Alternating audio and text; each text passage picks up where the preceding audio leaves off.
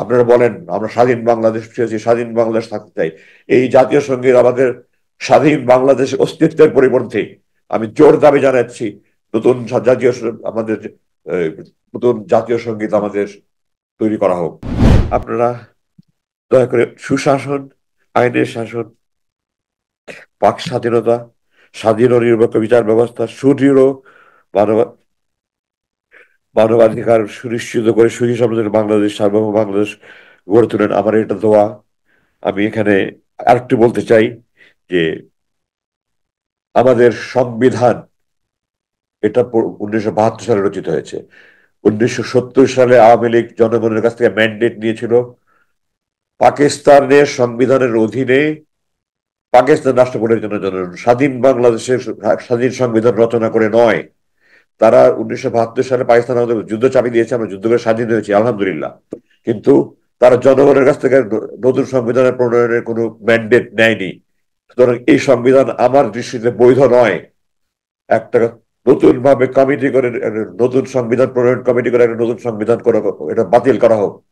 এবং এটাতে যত মানবাধিকারের কথা কথা আছে সব, যেমন সেনাবাহিনীর আইনের আশ্রয় নেওয়ার কোনো অধিকার নেই, এগুলি সহ যত আপনার একটা যথাযথ পদক্ষেপ নিয়ে এক নতুন সংবিধান তৈরি করেন। আমাদের জাতীয় সঙ্গীত আমি আপনাদের দৃষ্টি আকর্ষণ করতে চাই। 1905-এর বঙ্গভঙ্গ রদের জন্য এটা রবীন্দ্রনাথ লিখেছিল, আমার সোনার বাংলা আমি তোমায় ভালোবাসি।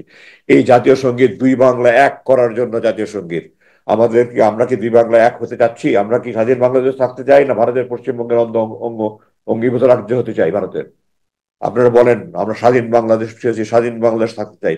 এই জাতীয় সঙ্গীত আমাদের স্বাধীন বাংলাদেশ অস্তিত্বের পরিপন্থী। আমি জোর দাবি জানাচ্ছি, নতুন জাতীয় আমাদের আহ,